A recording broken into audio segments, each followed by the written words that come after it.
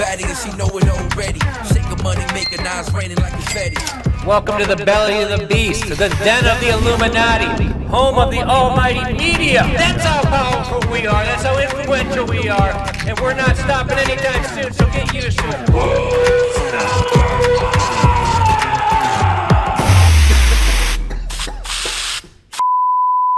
This is the Black Ops division of Flow Sports. We're dropping nuclear bombs today. Welcome to hell, coming to you live from the den of the Illuminati here in the Jiu-Jitsu Mecca of Austin, Texas. This is the Who's Number One podcast. Got a lot to talk about today. ADCC stuff, BJJ Stars stuff, Who's Next stuff. First off, introducing my panel for today's special 420 edition of the show. I don't even know what that means. Corey, Happy what's 420? It's April 20th. You don't know what it is? That's Reed knows. Look, you can look at Reed. You know Reed's got that loud. Look at him. There's two options. Already. There's two options with a guy who looks like Reed. Either he's smoking or he's Charles Manson. One or the other. But joining us in the back, Total Squares. Never even heard of 420 until today. OG Trey Robinson. Been embarking on adventures with me around the country. Trey, how's it going over there? So you're filling in for Connor today.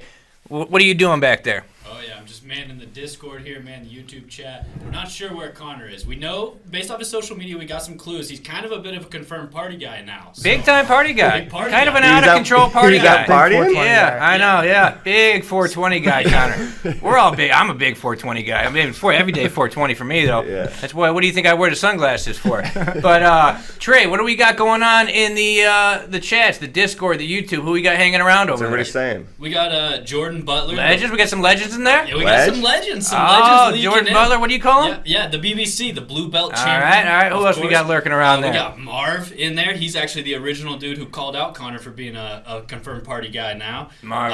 And then the rest, they're still trickling in. So we know Becerra will be here at some point. Maybe Steve will peek his head back in. That would be a legendary moment when Steve comes home. What about finally. any sightings of is John F. Kennedy Jr. in there? No, but we did get some clues. Wait, are you sure? Yeah. We got some clues that he was in Dallas. Yeah, well, I mean, if he's out there listening, you could reach out to us in the YouTube chat. Yes. Just say something to Trey. If JFK Jr. or Steve jumps in the chat, you have to stop the podcast. We're patiently waiting for your orders, JFK Jr. We don't know what to do at this point. I'll send the alarm if I see any of them lurking in the chat for sure. All right, so big news. This last week, IBJJF banning closeouts at their major competition is going to take away some money, ranking points. Corey, what are you thinking about this? I like it. Everybody hates to see closeouts and the final, especially at the World Championship, right? You want to see that final match. So getting rid of those closeouts, I think, only pushes the sport forward. Reed. Yeah. Exciting, man. You got to throw it back to the Rotolo brothers. Like, nobody's closer than the Rotolo brothers. You guys shared a room since they were born. They sleep they train every day together, and they go out there and they fight. So if Rotolo brothers can do it, literally the rest of the jiu-jitsu world should follow. Those guys, yeah, they fight in the hallway of their house. Trey, what do you think about this closeout thing? You were a big fan of making those closeout highlights, though. So what do you think about them getting rid of the closeouts? Yeah, I mean, ultimately it is going to hurt my content production because that was kind of my main thing. I'm a huge closeout highlight guy. Yeah. Closeout vlogger. But yeah, I mean, closeouts kind of suck. Besides my highlights of them, they kind of suck outside of that. So all three of you guys don't like the closeouts? You're in favor of them being banned? Yes. I'm gonna take the opposite stance here. I love closeouts. I think they're thrilling. I think they show a lot of honor and respect. There's a lot of negative repercussions that could come from people not closing out. Like, imagine if two guys have a match and then they stop liking each other. What the fuck are we all gonna do? But I mean, I think closeouts are exciting. I think you guys are all wrong. Trey, what's your argument against that? Yeah, I mean, I would just say like. I mean, I don't know, dude. Stomp them. Stump me, dude. Stomp them. Bring back the closeouts. I'm now on Mike's side. Actually, I want to have Who's Number One, which is all just teammates closing out. We just bring out 8 closeouts. So they're all number one. Yeah, I mean, to be honest, I wasn't expecting that from you, Mike. I was expecting you to be all aboard canceling the closeouts. So a little surprised. But to be real, does IBJJF's doing these people a favor? We know the economics of the business. These people who close out, we saw the Meows tank their value from just closing out in the semis and the finals for years. People don't look at these guys as real champions. Like the guy from Unity, Sebastian. I like the guy, nice guy. Does anybody think he really won Pans last week? Leandro Lowe let him pass. Hibamar let him pass. If he goes out and he wins those 2 matches, it does a lot more for his value. So people don't realize it, but the IBJJF, I think, is doing these guys a favor, because the guys who are increasing their value and going to make money on instructionals, seminars, this and that, are the guys who are going out and winning in the finals. If you're closing out in the semis and the finals, like, you got nothing for people to cheer for. We want to know who's the best. Like, that's what this is all about. We want to know who sits at the top. We want to know who's better. It's 1 versus 1. And when you kind of rob the fans of that experience, I think of the absolute final. Like, nothing bigger in this sport than the absolute final. And to not be kind of robbed of those multiple times. And now I'm just glad that they're doing something about it for sure. I think it's going to only improve the sport, like you said, Corey. So, hell yeah. Yeah, it's a professional sport at this point, right? And if you want to be treated as a professional athlete, if you want the spectators to look at you like a professional athlete, you have to act professionally. And acting professionally means putting friendships aside. If you see this is going to ruin your friendship, well, I mean, it's a matter of professionalism, right? Would you and Chase? Sometimes you gotta ruin a friendship. You and Chase are like in the same weight class. Did you guys fight for the gold medal? I hope so. What are they saying online? They say that closeouts are and always were lame. And disagree. Strong disagree. Well, there's wrong. Wrong. One Wrong counterpoint. Take. Horrible take. All right. One guy pointed out, he said that the Buchecha and Low closeout was kind of sick, though. So what do you guys think about that moment? Was that a good closeout moment or still bad? Well, we weren't going to see that fight anyway, right? I mean, Leandro was hurt. Good point. Fair point. So at that point, for Buchecha to let Leandro win, like, that match is not going to happen one way or the other, right? I mean, what's the point of it? It's like nobody, like, when Joao Miao won Worlds and he had like 1 or 2 matches and then they let him pass in the semis and the finals, it was like, all right, Jose Thiago beat the dudes who beat Joao earlier in that year, took him out for him, and then his brother Paulo, who everybody sort of considered better, gives him the win in the finals. So it's like people are winning it for you and just giving you the thing. So it's like nobody gives a shit. So yeah, I mean, better to just go do the match. But hopefully, if they're going to do the matches, they don't try any of this fake match stuff. That I like how ADCC does it. Yeah. They make it early, first round, second round. I think first round, second round, you might have to fight a teammate. And nothing worse than a closeout or a fake match in the finals. Yeah. In the end, it's going to be good for everybody. All the athletes are going to end up making more money, growing their brand more because they're going to go out there and do these finals. Hell yeah, let's put more money into the sport, for sure. Tanks people's marketability when they close out in the semis and the finals especially. All right, so what are we going to talk about first here? What's first on the agenda? Move of the week. All right. Got a goofy one today. Let's cue up the move of the week. This is shot by Goldtown MMA. This is me getting buggy choked by Craig Jones. Let me know what you guys think. Buggy choke, all the rage these days, huh? Oh my God, it pisses me off. Everybody's doing these. Well, my game is stuck from 10 years ago, so it's like I try and pass like how you used to be able to pass, and I just walk into buggy chokes all day. So you can't put your arm on that side anymore. What's it feel like? No. Well, it's legit? if somebody does it right, so a lot of people don't know how to do it right, but if somebody does it right, it comes on super quick. Right here, though. Escape. Can't get me twice. Hell yeah. 3 points, baby. My ADCC staff shirt on. There we go. Move of the week. What do you think about me getting buggy choke, Corey? Craig's buggy choke technique has to be pretty good to get around that neck. You think I got a big neck? I think. All right. Reed?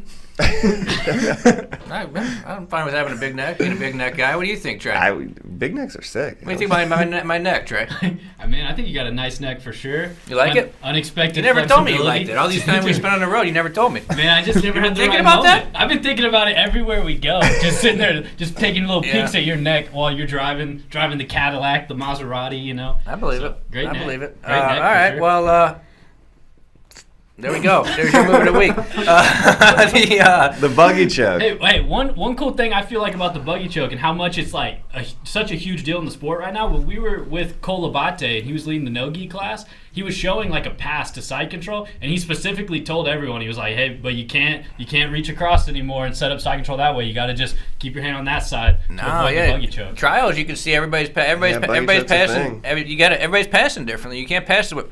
Fucking ADCC 2019, the most common pass was just smash people from half guard with the underhook, and now you just walk into a buggy choke with this. How many buggy chokes do you think there were at ADCC trials? A lot, man. Yeah, I saw a couple at least. There was a lot. Like 4 or 5? One guy almost got killed trying one. This is a dangerous move in ADCC rules, but I saw more people finish them than get hit with a slam. What does the chat think about the buggy choke? I mean, J-Rod hit one in the final. Yeah, that's true. Renee got one. The craziest one was the Renee one, right? Because he literally pushed the guy past his guard. He passed his own guard for himself to set up the buggy. And it was choke. after the points period had kicked in. I want to get good at it. I Rutolos, when we were in the garage last week, showed me the details. I'm not going to tell anybody their secrets, but you're a buggy choke guy now. I just want to get good at it because then you don't got to have a good guard. That's If you get good at it, then just nobody wants to pass your guard because they don't want to get buggy choked. So, just out of being lazy. That's why I want to get good at it. All right, so. Who's next? Coming, when is it? May 18th? May 18th. Why don't you explain to the people a little bit about this thing, Reed? Check it out, man. May 18th. Put a lot of work into this. Everybody is, of course. Here at Flo, we've been working on it since November, so make sure you guys tune in. May 18th is our official premiere date. Episode 1 and 2, I believe, are going to be going out together, and it's going to be free. You can watch this. Which camera am I looking at? I'm looking at this camera. It's going to be free. You don't have to be a member of FloGrappling to watch this, so definitely check it out. Please tell your friends, tell your parents, tell anybody who might be interested in who's next. We got 16 of the world's best up-and-coming next generation grapplers. We put them in a house here in Austin, Texas, and some crazy hijinks ensue. Some incredible matches, no time limit, submission only, the way God intended jiu-jitsu to be done. Man, it's gonna be incredible. Mike was there, Corey was there, Trey was there. What do you guys think? Yeah, I mean, I think the best thing for the growth of the sport, right? I mean, wild moments. The matches were incredible. The characters, of course, a lot of great characters. The best people we could think of to put in this house together. A lot of the guys from ADCC trials, man, who killed it. Dan Monasoyu, who was in the over 99 Big finals. Dan. Big Dan, he's on the show. It's a Big Ledge. Dan. He's got his own theme song, and who else did great? Andy Varela on the show. You said J-Rod? J-Rod's on the show. He did great, of course. Renee Sosa there. He did great. He's on the show. Adam Bradley's on the show. A few good guys who can't do North American trials, guys from other countries. Yep. Isaac, Michelle there from B Team, and Jansen Gomez from Checkmat. This lineup is just stacked with killers. We brought in some helicopters. We got Tim Kennedy doing some crazy gun challenges.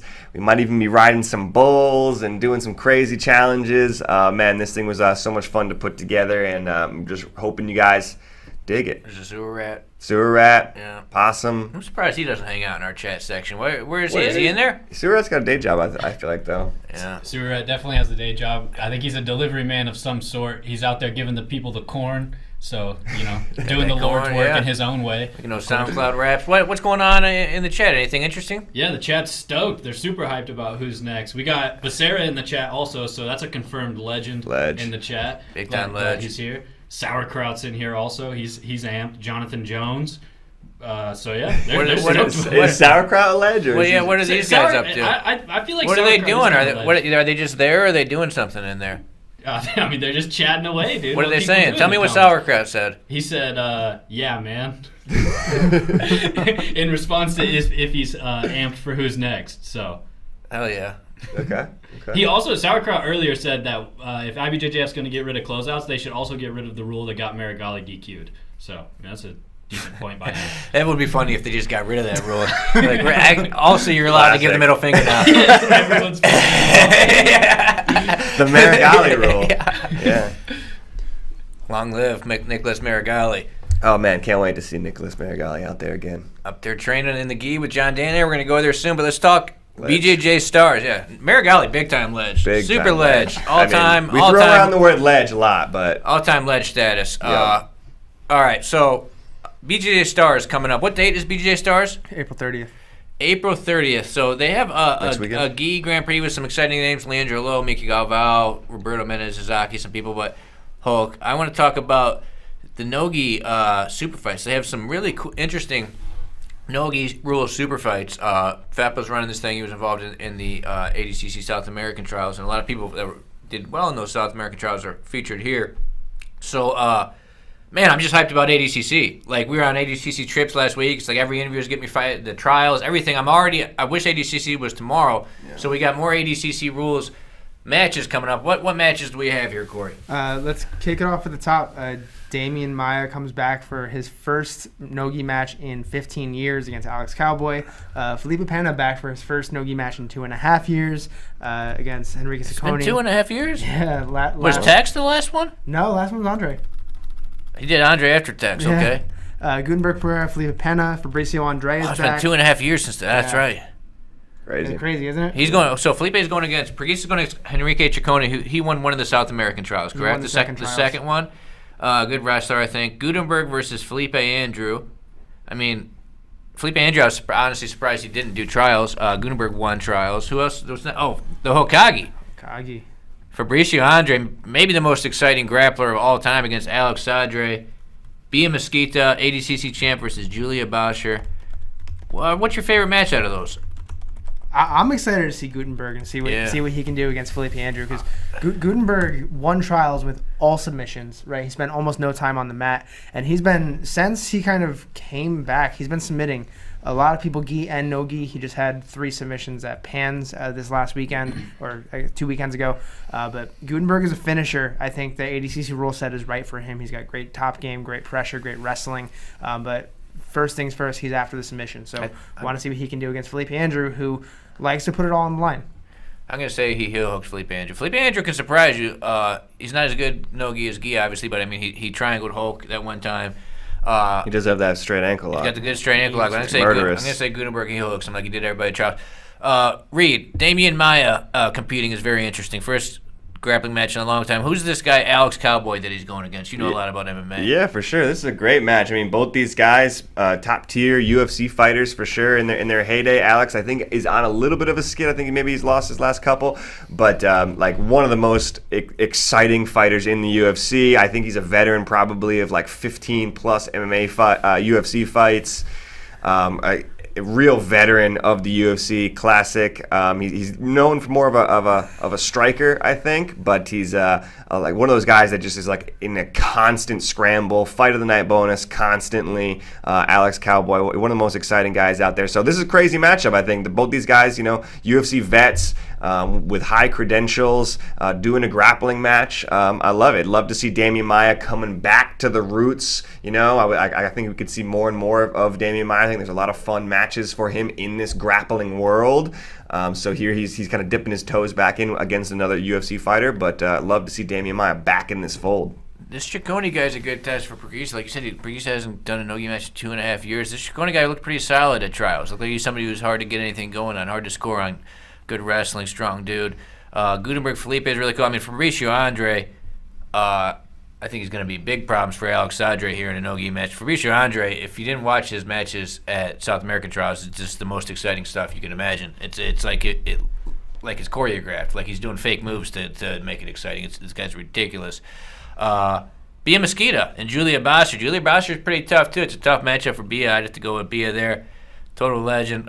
Trey, what do you think? What's going on in the chat? What do they think about this card? Yeah, they're pretty stoked about the card overall. A few of the matches they've kind of called out that they're excited for is Felipe Andrew versus Gutenberg, Andre versus Sodri, and then they're excited for the Damian Maia match. They want to see the backpack back in action in jiu-jitsu. Yeah, man, I watch Fabricio Andre versus anybody. Yeah. In any rule set, any kind of grappling, Fabricio Andre will make it exciting, right? I mean, just the way he carries himself going onto the mat will tell you everything you need to know about what's going to happen. Sorry. The kind of power up, right? You're totally right. That dude's just like electric, so much fun to watch, and so young. Excited that he's in ADCC. But I think like Preguiça too, man. Like whenever this guy fights, and especially since it's been 2.5 years, like Preguiça could really be. Could be, the second best or top 3 best no-gi guys going right now. And so this is his kind of like road back. Obviously, he's got a big division to win at ADCC that I'm sure he's gunning for, that over 99 plus division with nothing but killers in it. So excited to see kind of like where his journey starts here. Felipe Pena. Trey, what's going on over there?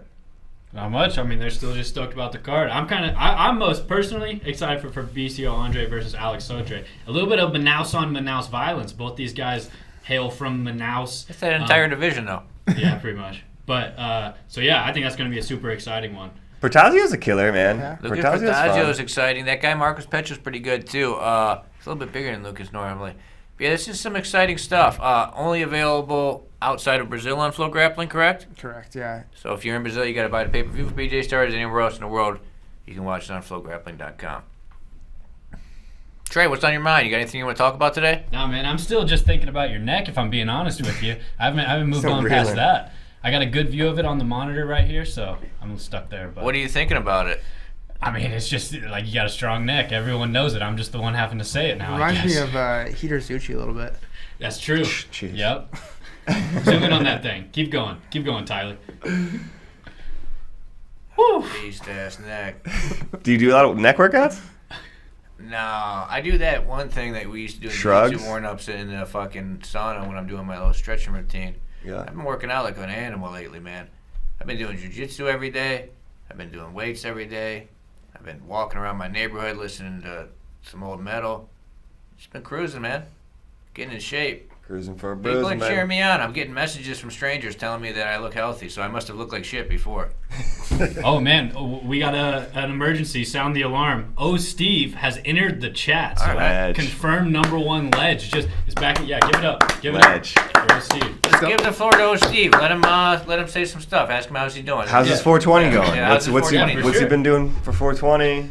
Yeah, we'll Heard see. anything from JFK Jr.? You know, the usual What do you stuff. say? What do you Usual say? stuff. You said he's there. What do you Yeah, say? yeah, he said, oh, hello. So just a nice little ominous oh, hello there. Then he said, sorry he's late. So obviously, oh, Steve, very cordial guy, very polite. And then he said, Mike's chin looks great. So he's a little behind. We were actually looking at his neck, oh, Yeah. Steve. But we appreciate I'll you take jumping that, right Jim. in and leaving your comments. Well, you didn't used to be able to see my chin. I used to have a little facial hair there. So. Chin, neck, Oh, Steve might be seeing shoulder. it for the first time. Yeah. I'll take all the compliments. Yeah. How's he doing? Yeah, I'm waiting for him to respond to everybody, but it seems to be doing well so far. But so yeah, I guess I'll let you guys know if he drops any more comments in there. What's new with you, Corey? Anything? Nothing at all. Are Really? you a buggy Nothing choke at all. guy? I No, you're not a buggy choke I don't guy. have the arms or the flexibility for the buggy choke. I been picking up the Darces, the black hole a little bit, but no buggy choke for me. I tried a buggy choke last night. Laughable how little flexibility I can get on my leg. So I Did think you we're get gonna it give locked that one up, or did you just? I can get my arm to touch my leg. That's about as close as I can get. So any feedback in the YouTube chat, if Kate Rutolo's in there, please tell me how to fix my buggy choke. Renee. Yeah, Renee Is he in there? can get you. He can help Kate you. Rotolo in there? Is Kate Rotolo in the chat right now? Kate Rotolo? It just came in? I do Trey, not can you think confirm? Kate Can you Rutolo's confirm? in the chat right now. Damn. He doesn't even know the False show alarm. exists. False alarm. He's way too cool to know. Yeah, he's cruising That right dude's now. cruising. But, For all sure right, right well, now. we don't have much to talk about this week. Watch BJJ Stars on April 30th. ADCC trials coming up, European trials, Asia Oceania trials. Gonna be some exciting stuff. We got lots of ADCC content coming out. Did visits last week. We're doing visits for like the next 2 months to gyms all over the world. Real exciting stuff. Who's next coming? May 18th. God bless you. Enjoy your 420. Os.